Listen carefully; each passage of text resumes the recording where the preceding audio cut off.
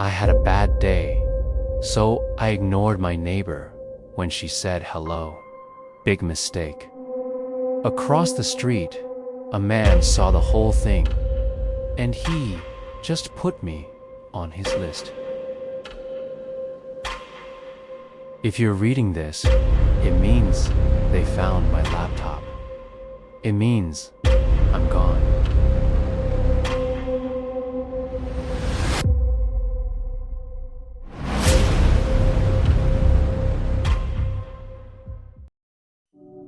The police will call it another unexplained disappearance, okay?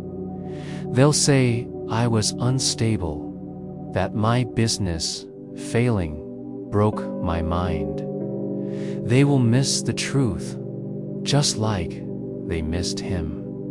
So I'm writing this down, this whole story, as a final, desperate attempt to leave a warning.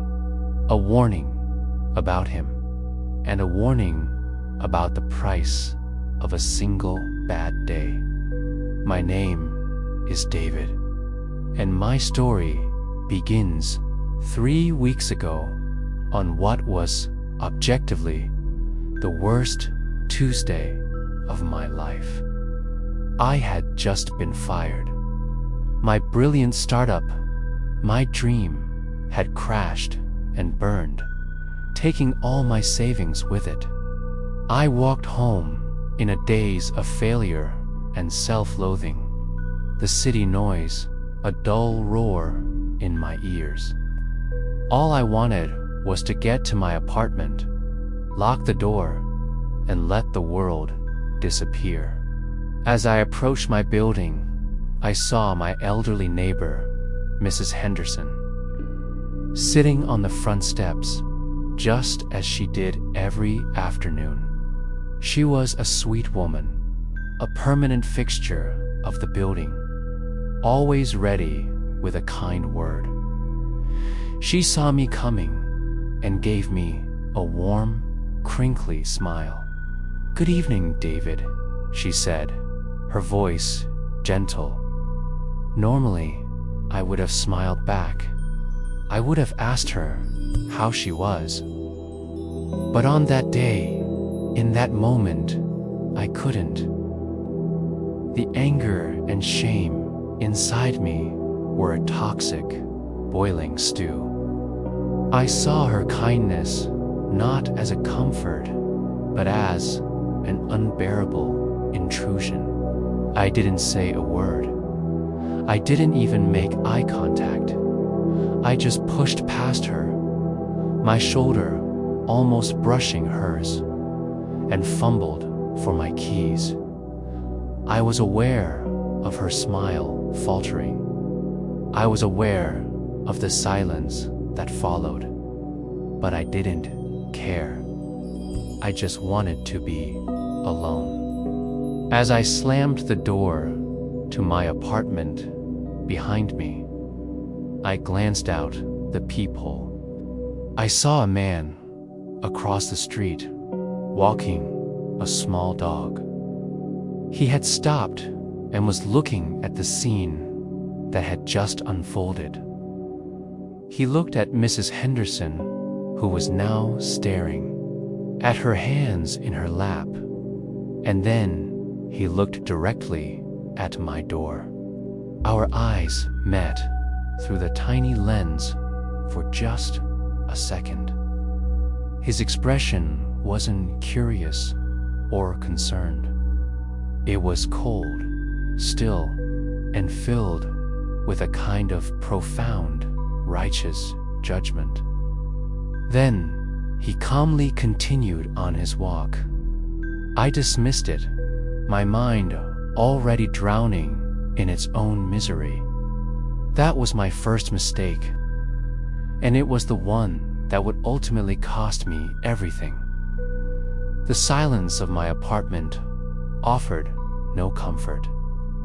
It was a heavy, judgmental quiet that seemed to amplify the ugliness of my own behavior. The image of Mrs. Henderson's fallen face replayed in my mind. I was disgusted with myself. My own problems were no excuse to treat a kind old woman with such callous disrespect. After an hour of pacing my living room, gnawed by a guilt that was sharper than any professional failure, I knew I had to apologize. It was the least I could do. I took a deep breath, unlocked my door, and pulled it open. The scene on the front steps made me freeze. Mrs. Henderson was still there, but she was no longer alone. The man with the dog was with her. He was leaning down, offering her a hand, helping her to her feet with a gentle, practiced ease. He was speaking to her in a low, soothing voice I couldn't quite make out. He looked like the perfect gentleman, a concerned citizen helping his elderly neighbor. Then he looked up and saw me standing in the doorway. The gentle expression on his face vanished instantly. It was replaced by the same look from before, only now it was closer, clearer, and 100 times more chilling. It was a look of pure, undisguised contempt, a look that stripped me bare and found me wanting. He didn't see a man having a bad day. He saw a disease, a piece of filth that needed to be cleaned up. I felt my face flush with shame. I had come out to apologize, but now I felt like a criminal caught at the scene of the crime. I couldn't speak. I just stammered something incoherent, a pathetic jumble of sorry and excuse me, before retreating back into my apartment and locking the door. I leaned against it, my heart pounding. This was more than just a coincidence. That man, whoever he was, had appointed himself Mrs. Henderson's protector. And I had just made myself his enemy. The next morning, I opened my door to leave for a job interview. My hand paused on the doorknob. There, on the wood of my door, was a freshly carved symbol. It was a crudely drawn circle with a single, sharp vertical line cutting through it. It was about the size of my palm. My blood ran cold. I told myself it was just teenagers, a random act of vandalism. But I knew it wasn't. It wasn't a prank. It was a mark, a brand. I had been judged, and now I had been sentenced. The mark on my door was a constant, silent accusation. I tried to scrub it off, but it had been carved too deep into the old wood. Every time I left or entered my apartment, it was there, a reminder of my transgression and the cold eyes of the man who had witnessed it. I began to live in a state of low-grade, simmering paranoia. Every stranger on the street seemed to be watching me.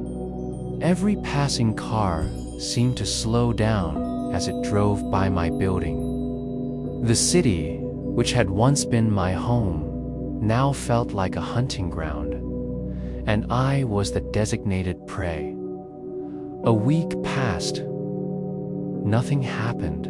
The fear began to dull, replaced by the mundane realities of job hunting and paying bills.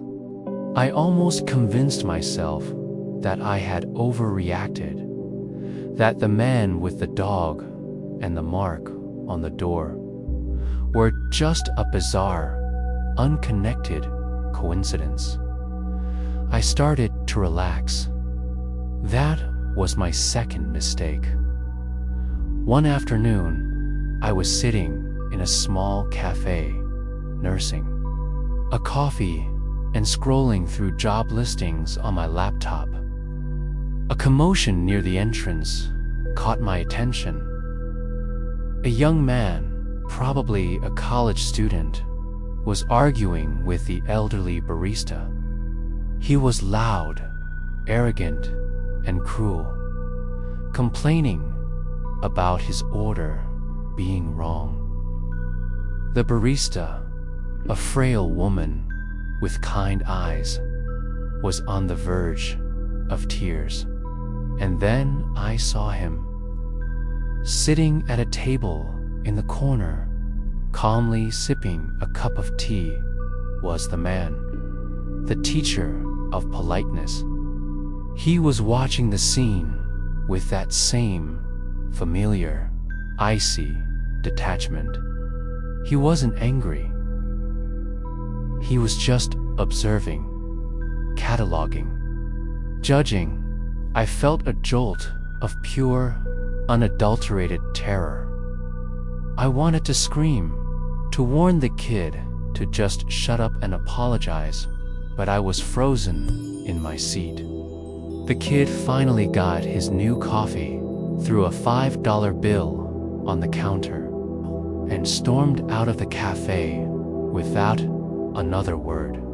The man in the corner finished his tea, placed a few coins on the table, and quietly left a few minutes later, melting back into the city crowd. I couldn't shake the feeling of dread.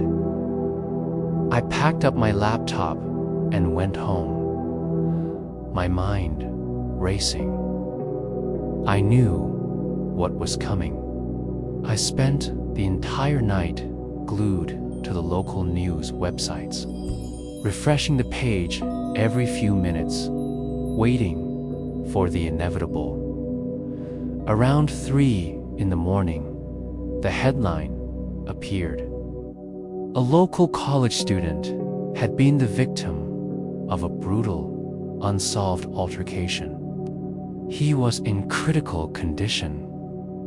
The police had no suspects and no clear motive. They were asking for witnesses. I was a witness. I had seen the predator select his next target. That I suspected a man because he looked at a rude kid with disapproval. I did nothing, and my silence made me a coward. My cowardice was a heavy, suffocating blanket. I had seen the prelude to a brutal act of violence and had done nothing. The knowledge hollowed me out, leaving me feeling complicit, tainted. The man wasn't just a threat to me anymore. He was a phantom moving through the city, dispensing his own twisted form of justice, and I was the only one who saw the pattern. The fear returned, sharper and more potent than before. The mark on my door no longer felt like a sentence passed, but a sentence pending. I became a prisoner in my own apartment. I stopped going out unless it was absolutely necessary. I had my groceries delivered. I canceled my job interviews, telling them I was sick. I spent my days by the window, peering through the blinds, scanning the street for any sign of him or his little dog. He was a ghost. For 2 weeks, I saw nothing. The streets were filled with normal people, living normal lives. But the normality itself felt like a lie, a thin crust over a boiling well of violence. my paranoia deepened. I began to see his face in the crowd, only to realize it was a stranger. I would flinch at the sound of a dog barking outside. My world had shrunk to the size of my small apartment, and still I felt no safety. I decided I had to know who he was. If the police wouldn't help me, I would have to become my own detective.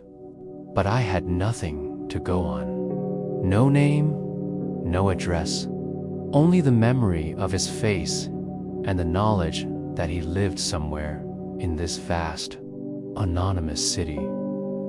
My only lead was Mrs. Henderson. He had spoken to her. Maybe she knew him. Maybe he was a distant relative or a friend from her past. I had been avoiding her, ashamed of my initial rudeness and terrified of being seen near her, as if she were bait in a trap. But I had no other choice. I found her on the front steps the next afternoon, in her usual spot, knitting quietly. I approached her slowly, my heart pounding. I apologized profusely and genuinely for my behavior weeks ago. She just looked up at me with her kind, watery eyes and patted my hand. "We all have bad days, David," she said softly. "The important thing is that we remember our kindness in the end." Her forgiveness was like a physical blow. I took a deep breath and asked the question. "Mrs. Henderson," I said, trying to sound casual, "the man who helped you up that day, the one with the small dog, do you know who he is?" Her knitting needles stopped. Her smile faded. A flicker of something I couldn't identify, or perhaps confusion, crossed her face.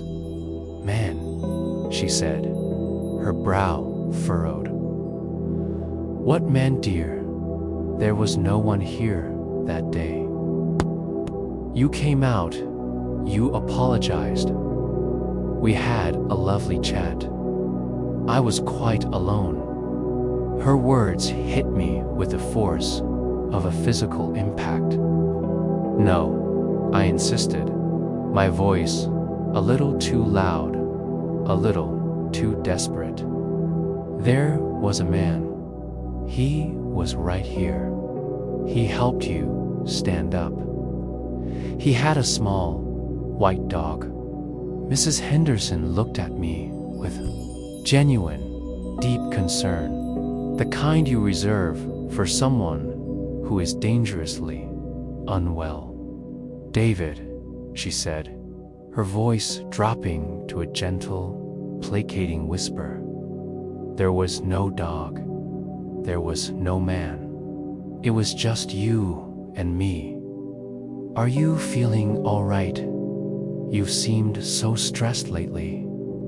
I stared at her, my mind a frantic, chaotic mess. Was I going crazy? Had I imagined him? Had the stress of my life finally fractured my sanity, creating a phantom menace out of thin air? The mark on my door, the news report, his cold, judgmental eyes, had it all been a complex, detailed hallucination? For a wild, hopeful moment, I almost believed it. It was a comforting thought. A problem that could be solved with therapy and medication. But I knew it wasn't true. I knew what I had seen. The cold dread that washed over me was far worse than the fear of going mad. If she hadn't seen him, if no one else could see him, then what was he? He wasn't just a man. He was something else. Something that could choose. Who saw him? I thanked her weakly and retreated back into the prison of my apartment. My last hope of a rational explanation shattered. I was dealing with something that didn't play by the rules of the real world. I fell onto my couch completely and utterly defeated. I was alone, fighting a ghost that only I could see. A ghost that was systematically hunting people in my city. There was nothing I could do. I must have drifted off into a stress-induced sleep because I was jolted awake by a sound. Why? The sound of my laptop chiming, signaling a new email. I stumbled over to my desk, my body stiff and my mind groggy. The email was from an anonymous, encrypted address. The subject line contained only one word: hello. My blood turned to ice. Was the same word I had typed in the apartment of the first story, the test. But this was different. This was my reality. My hands shaking, I opened the email. It contained no text, only a single attached image file. It was a photograph, clearly taken with a high-powered zoom lens. It was a picture of me. I was asleep, on my couch, my face etched with worry. The photo had been taken through my own apartment window, and it had been taken just moments ago. Below the image was a second attachment, a short audio file. I clicked on it, and a familiar sound filled the room. The sound of a small dog yapping excitedly. He wasn't a phantom. He was outside my window right now, and he knew I was awake. The sound of the yapping dog, tinny and close, through my laptop speakers, was a declaration of war. He wasn't just watching me anymore. He was communicating. He was showing me that my locks, my walls, my paranoia of it mattered. He could see me. He could reach me. I lunged for the window, my heart pounding, and peered through the blinds. The street below was empty. The sun was setting, casting long, peaceful shadows. There was no man. There was no dog. Just an eerie, unsettling stillness. A calculated move designed to break what was left of my spirit. And it almost worked. The feeling of being so utterly powerless was a physical weight, crushing the air from my lungs. I sank to the floor, my back against the wall, and just sat there in the growing darkness, waiting for what I didn't know. The final confrontation. Another email. The sound of my lock being picked. Hours passed. The city outside went to sleep. The silence in my apartment was a ringing, high-pitched tone in my ears. Then another email chime. I flinched, my body tensing. I crawled back to the desk, my dread a cold, metallic taste in my mouth. I felt like a rat in a cage, and the scientist was about to administer another jolt. The subject line was different this time. It read, "A lesson." The email contained a link. Nothing more. My finger hovered over the trackpad, my mind screaming at me not to click it. This was a trap, a door I should not open, but I was already so far down the rabbit hole. What difference did one more step make? I clicked the link. It led to a hidden dark web video stream. The connection was laggy, the image grainy and dark. It was a live feed from a small, enclosed space, a basement, maybe. In the center of the frame, a man was tied to a chair. He was gagged, his eyes wide, with a terror that I recognized all too well. It was the college student from the cafe. A figure stepped into the frame from the shadows. I couldn't see his face, but I knew who it was. The man, the teacher. He moved with a calm, deliberate purpose. He held up a simple, leather-bound book to the camera, its cover blank. Then he set it down and turned to his captive. He just stood there, watching the terrified student struggle against his bonds. The silence was agonizing. This wasn't a show of violence. It was a lesson, just as the email had promised. A lesson in terror. A lesson for me. He was showing me what happened to the rude, the disrespectful. He was showing me my own future. I watched the live stream, frozen. A prisoner in my own home, forced to witness a private execution. The man in the video never spoke. He simply stood before his captive, a silent, imposing figure. After a long, agonizing moment, he reached into the pocket of his coat and pulled out a small, white object. It was a pair of standard, cheap earbuds. He calmly untangled them, his movements precise and unhurried. Then he leaned forward and gently, almost tenderly, placed the earbuds into the ears of the terrified student. The student flinched, his eyes wide with confusion. What was happening? This wasn't the brutal, physical violence he must have been expecting.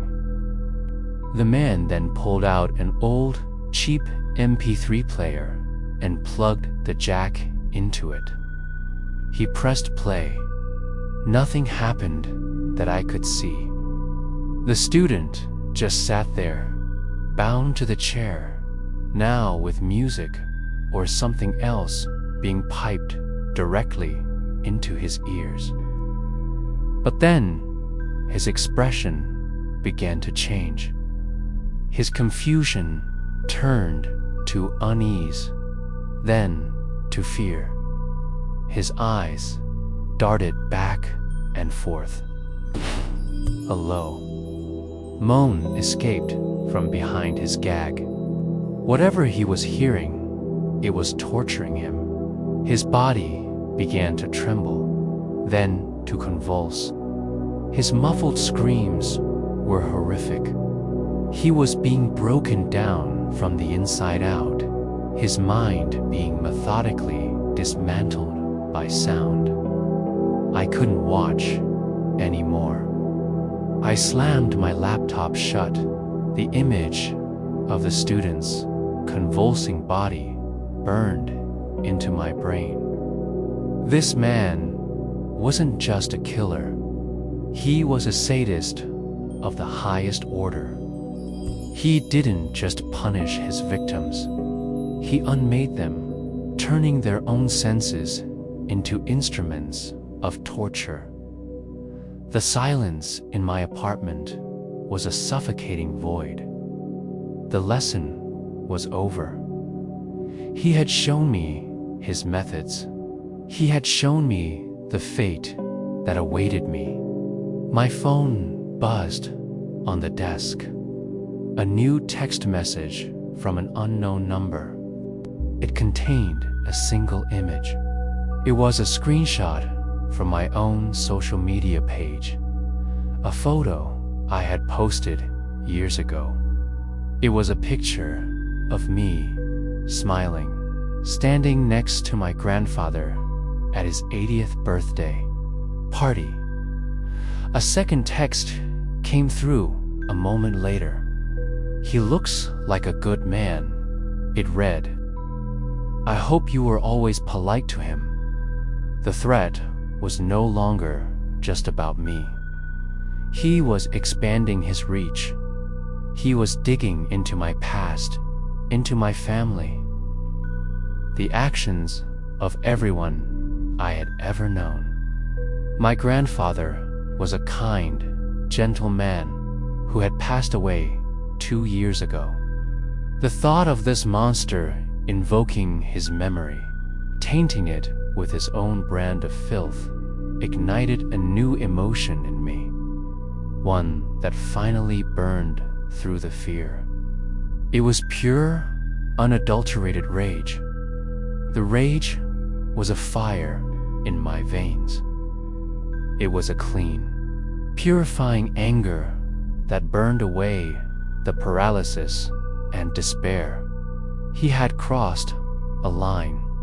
My personal terror was one thing, but bringing my family into it, desecrating the memory of my grandfather, that was an unforgivable sin. The hunter had become the hunted. I knew I couldn't fight him on his terms. I couldn't outmuscle him or outmaneuver him in the physical world. He was a ghost, a phantom who could appear and disappear at will. But he had made a mistake. By sending me that email, by showing me his methods, he had revealed a part of himself. He used technology. He used the dark web. He wasn't just a physical presence. He was a digital one. And in that world, I might just have a chance. My failed business had been a tech startup. I knew about IP addresses, server logs, and digital footprints. The link he had sent me was my only weapon. It was the thread I could pull to unravel his anonymity. I spent the next 2 days in a caffeine-fueled trance. I didn't sleep. I barely ate. My apartment became a war room, my laptop, my command center. I dove into the code of the web page he had linked, a simple, crude streaming site. I ran tracers on the IP address that had sent the email. It was a dead end, bounced through a dozen proxy servers across the globe, just as I'd expected. But the video stream was different. To stream live video, there has to be a source, a direct, physical point of origin. It can be hidden, it can be masked, but it has to exist. I worked relentlessly, my fingers flying across the keyboard. I felt like I was defusing a bomb. Each line of code, a wire that could either lead me to him or alert him to my presence. The man was smart. The digital security was layered, complex, but he was arrogant. He believed I was just a terrified victim, cowering in my apartment. He wouldn't expect me to fight back in this way. After 48 hours of relentless, painstaking work, I found it. A single, recurring packet of data in the stream's log files that bypassed the final proxy. It was a direct upload signal, cleverly hidden, but it was there. I isolated it, triangulated it. It wasn't a server in another country. It was a mobile hotspot, a personal mobile hotspot that was currently active. And it was located less than 3 miles from my apartment. I had him. I had his location. A wave of triumphant, ferocious joy washed over me. I looked at the map on my screen. A small, blinking dot in a quiet, residential neighborhood. The time for hiding was over. The time for hunting had begun. I grabbed my coat, a heavy flashlight, and the only thing in my apartment that could be considered a weapon. A solid steel tire iron I kept for emergencies. I was going to pay him a visit. I moved through the night-shrouded city with a predator's focus. The paranoia that had once crippled me was now a sharpened tool, heightening my senses. Every shadow was a potential threat, every sound a clue. The blinking dot on my phone's map led me to a quiet, tree-lined street of modest, single-family homes. It was the kind of neighborhood where people leave their doors unlocked, a bastion of suburban tranquility. It was the perfect camouflage for a monster. The signal was coming from a small, unassuming house at the end of a cul-de-sac. The lights were off, save for a single, dim glow from a basement window. I circled the property, staying in the shadows, my heart pounding a steady, rhythmic drum against my ribs. There was a detached garage at the back of the property. The signal was strongest there. This was it. The place from the video. The garage door was unlocked. I slipped inside, pulling the door quietly shut behind me. The air was cold and smelled of oil and damp concrete. I switched on my flashlight, keeping the beam low. It was a normal garage, filled with lawn equipment and old furniture. But against the far wall, there was a heavy, soundproof door with a new, industrial-grade deadbolt. A small red light glowed above it, indicating a camera was active. He was watching. I knew he was expecting me. Not here, not now, but he had to have a contingency plan. I wasn't going to storm the door. I had to be smarter. I swept my light across the garage again, and my eyes landed on the main circuit breaker box on the wall. It was the same move he had pulled on me. It was time. To return the favor, I flipped the main breaker. The entire garage, and likely the house, was plunged into absolute darkness. The small red light on the camera died. For a moment, there was only silence. Then, I heard a muffled sound from behind the soundproofed door, a sound of surprise, of annoyance. I had him. I wedged the sharp end of the tire iron into the doorframe next to the deadbolt. He was strong, but so was I, and I had leverage. I threw my entire weight against the iron. The wood groaned. I pushed again, a guttural roar tearing from my throat. The doorframe splintered with a sharp crack. I gave it one final, explosive shove, and the door flew open, revealing a set of steep wooden stairs leading down into the darkness. I stood at the top of the stairs, my flashlight beam cutting through the gloom. The basement was exactly as I had seen it in the video. The chair was in the center of the room, now empty, and standing by a makeshift desk, caught in the beam of my light, was the man. He wasn't looking at me with rage or fear. He was smiling. A calm, serene, welcoming smile. "David," he said, his voice as smooth and placid as if we were meeting for coffee. "I knew you would find your courage. I've been waiting for you." In his hand, he held a small, remote-controlled dog collar. He pressed a button. From the shadows behind him, I heard the excited yapping of a small dog. My blood ran cold. He hadn't just been waiting.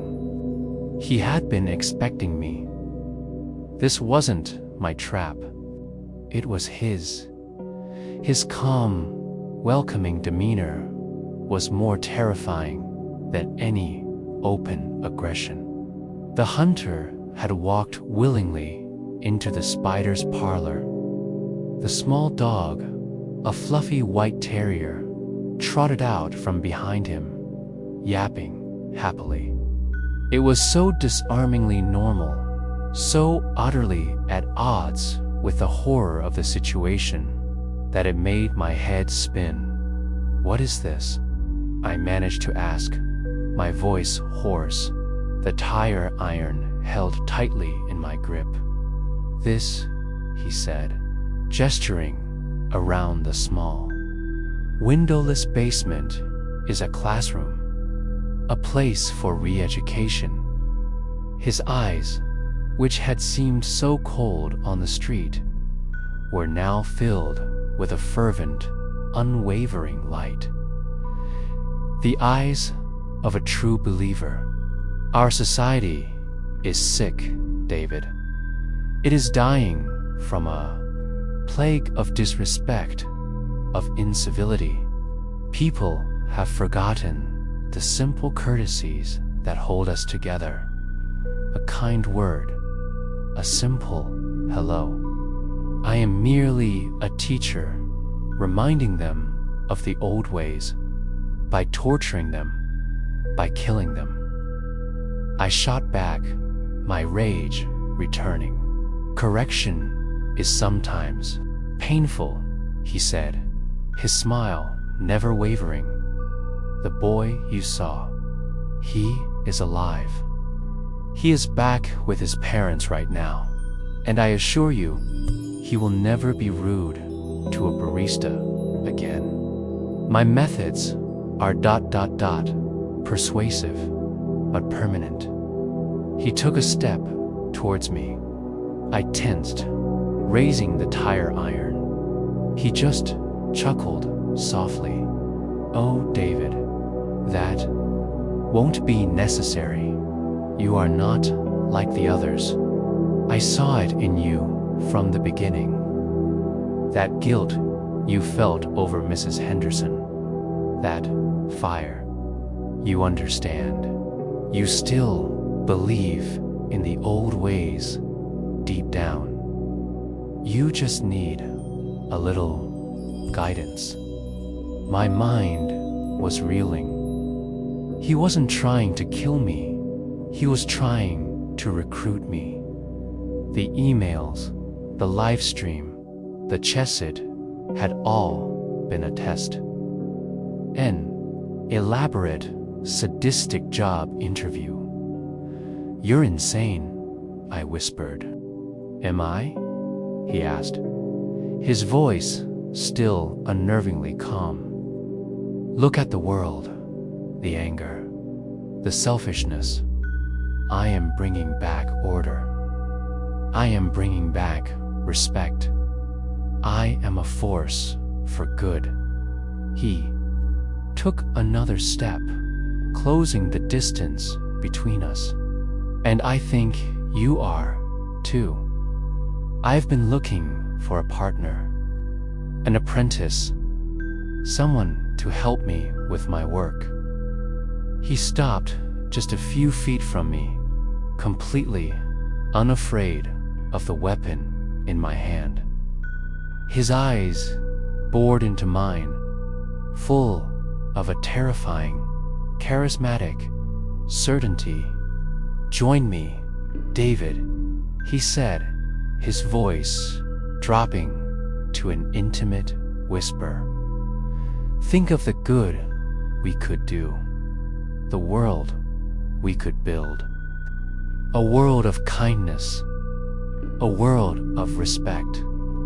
All it takes is the courage to correct those who have forgotten. He extended a hand, not in aggression, but in invitation, for a horrifying, insane moment. A part of my mind, the part that was tired of the world's ugliness, the part that had been disgusted by my own rudeness, was tempted. He was a monster, but his words were a siren song, promising a world where kindness wasn't a weakness, but a law. The tire iron in my hand felt impossibly heavy. I stood there, frozen. The man's offer hanging in the cold basement air like a toxic fog. His logic was a twisted, funhouse mirror reflection of my own guilt. He was preying on the very decency that had made me a target in the first place. My hesitation was only a moment, but it felt like an eternity. In that moment, I saw the abyss. He was offering me a world where my anger and frustration could be channeled into a righteous, violent crusade. And then I thought of the college student convulsing in the chair. I thought of the fear in his eyes. I thought of my own terror, alone in my apartment. There was no nobility in this. There was only sadism dressed up in the cheap clothes of philosophy. No, I said, my voice low and steady. The word was a shield, a declaration of who I was. His smile finally faltered. For the first time, I saw a flicker of genuine emotion in his eyes. Disappointment. The look a teacher gives his most promising student right after they've given the wrong answer. A shame, he sighed, retracting his hand. I had such high hopes for you. And then he moved. He was faster than a man his size had any right to be. He didn't lunge for me or the tire iron. He lunged for the wall where a single thick rope was hanging. He pulled it. From the ceiling, directly above me, a heavy cargo net, weighted with iron bars, dropped with incredible speed. I reacted on pure instinct, throwing myself backward out of the way.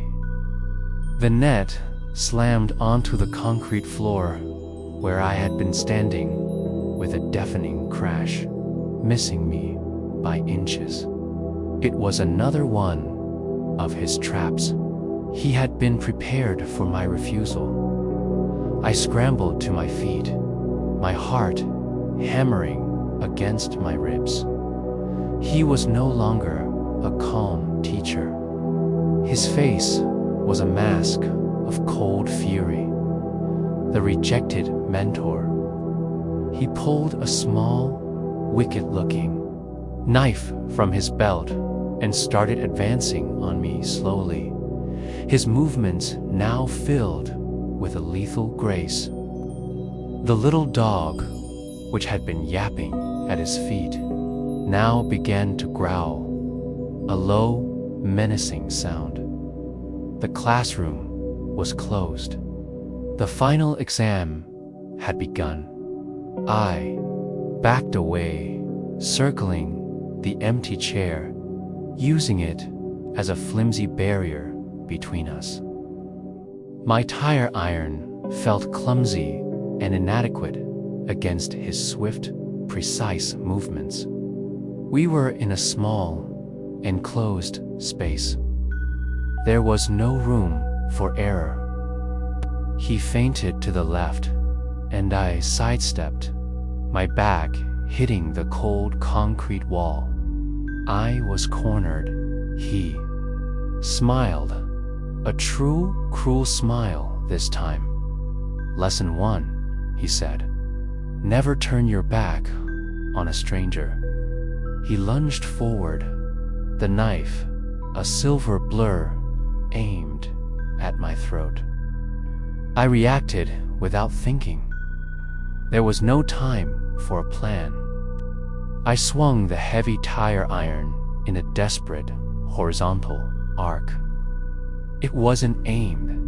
It was a pure, reflexive act of self-preservation. The man was fast, but the iron was long. He tried to duck under the swing, but he misjudged the angle. The solid steel bar connected with the side of his head with a sickening, wet crack. His eyes went wide with shock, not pain. It was the look of a master chess player who had just been checkmated by a novice. The knife clattered to the floor. His body went limp, and he collapsed in a heap, motionless. The little white dog let out a terrified yelp and scurried into the shadows. Silence.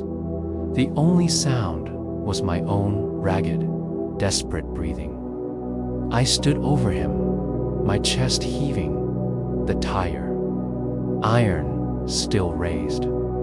I stared at his still form, waiting for him to move, to spring up. A dark pool of blood began to spread out from under his head, stark and black against the gray concrete dot. I had done it. I had stopped him. The adrenaline began to fade, replaced by a cold, trembling shock. I had just taken a life. A clear and absolute case of it, but the weight of the act was crushing. I looked at the man on the floor, this self-proclaimed teacher, and felt nothing. No triumph, no relief, just a vast, hollow emptiness. I knew I had to call the police. I had to tell them everything. They would find the basement. They would find the tools, the empty chair, the victim's belongings. They would see the trap he had set for me. They would believe me. I fumbled for my phone, my fingers numb and clumsy. But as I pulled it from my pocket, my eyes fell on the desk where he had been working. My gaze locked onto the leather-bound book I had seen in the video. The book he had shown the camera before torturing the student. Curiosity, or perhaps a need to understand the man I had just killed, overrode everything else. I walked over to the desk and picked it up. The leather was old and worn. There was no title. I opened it. It wasn't a book of philosophy or a manifesto. It was a ledger. The pages were filled with neat, precise handwriting. Each entry contained a name, an address, and a date. Then, a short, chillingly mundane description of a perceived slight. June 4th, Mark Renshaw, 125 Elm Street. Failed to hold the door open for an elderly woman. July 17th, Sarah Peters, 82 Oak Avenue. Spoke disrespectfully to a cashier. My blood ran cold.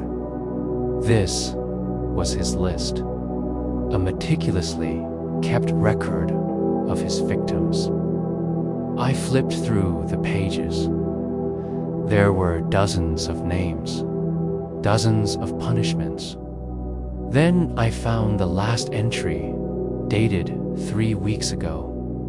It was my name. David Miller, 74 B Willow Creek Apartments. And next to it, the description showed profound disrespect to Eleanor Henderson. My name was in his book, but as I stared at it, I saw something else. Next to my entry, in the column marked status, he had written a single word. It wasn't corrected or closed. The word was pending. The word pending was a ghost on the page. It implied that my story in his twisted ledger was not yet complete. I was an unresolved case, a lesson interrupted. As I stared at my own name, my eyes scanned the rest of the page, and then I saw it. Directly below my entry was another name, written in the same neat, precise hand. The name was Eleanor Henderson. My heart stopped. Why was her name in his book? She hadn't done anything wrong. She was the victim of my rudeness, the catalyst for this whole nightmare. I looked at the description he had written next to her name. It was just one chilling sentence. Failed to report his transgression. I felt a wave of nausea so profound I had to grip the desk to keep from falling. I had misunderstood his entire philosophy. He didn't just punish the rude. He punished the silent. He punished those who witnessed incivility and did nothing. He saw Mrs. Henderson's gentle forgiveness not as a virtue, but as a weakness, an unforgivable failure to uphold his rigid, violent standard of order. My name was pending, but hers was not. I frantically flipped back through the ledger, my mind screaming. I looked at the entry for the college student. His status was corrected. I looked at the entry for the businessman who had disappeared. His status was archived. I turned back to Mrs. Henderson's entry, my hands trembling, and looked at her status. The word was scheduled, and the date was today. A new, more frantic kind of terror seized me. This was never just about me. I wasn't the final lesson. I was just a prelude. The main event was still to come. He had been planning to visit her tonight. I dropped the book and ran. I scrambled up the basement stairs, burst out of the garage, and sprinted down the silent, suburban street, my lungs on fire. I didn't care about the body in the basement. All I could think about was the kind, elderly woman who was sitting on her front steps, completely unaware that she was next on a madman's list. I ran faster than I had ever run in. My life, the miles back to my apartment building, a blur of streetlights and desperate, ragged breaths. I had to get there first. I had to warn her. But a sickening, terrible thought began to creep into my mind. The man was dead. I had stopped him. She was safe, wasn't she? But as I rounded the final corner onto my street, I saw it. Standing on the sidewalk directly across from my building was a figure. They were holding the leash of a small, white terrier. For a heart-stopping second, I thought it was him, that I had somehow failed to stop him. But the figure was smaller. SLIGHTER.S.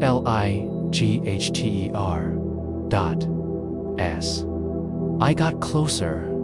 The figure turned, and my blood ran cold. It was a woman. She was dressed in a simple gray coat, and her face was calm, almost serene. She looked at me, and her eyes held the exact same cold, judgmental light as his. She gave me a slight, almost imperceptible nod of acknowledgement, and then I understood. He wasn't just a man. He was part of something, an organization, a movement. I hadn't killed the teacher. I had only killed a teacher, and she was here to finish the lesson. I stood frozen on the sidewalk, the world narrowing to the space between me and the woman. The cool, calm certainty in her eyes was more terrifying than his open malice. He was a zealot, but she was a soldier. His death hadn't ended the threat. It had merely created a vacancy, and his work was being passed on. She looked away from me, her gaze shifting to the front steps of my building. Mrs. Henderson was there, in her usual spot, knitting peacefully under the warm glow of the porch light. She was completely oblivious. The woman across the street took a slow, deliberate step forward. Her intention as clear and cold as a shard of glass. I didn't think. There was no room for a plan, no time for fear. I just acted. "Hey," I shouted, my voice cracking, loud and ragged in the quiet street.